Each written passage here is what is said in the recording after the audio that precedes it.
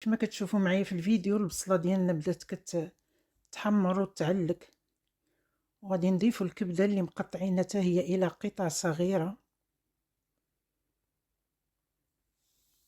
وكيف ما قلت لكم انا عن تجربه، هاد الطريقه غتخلي وليداتكم يعودوا يطلبوها ويبغيوها.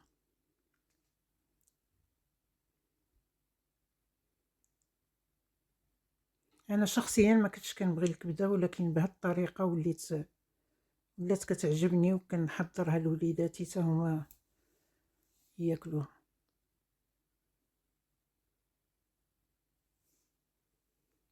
خليوها واحد 5 دقائق.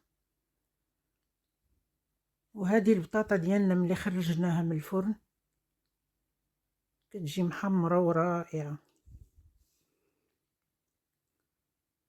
وهذه هي النتيجه.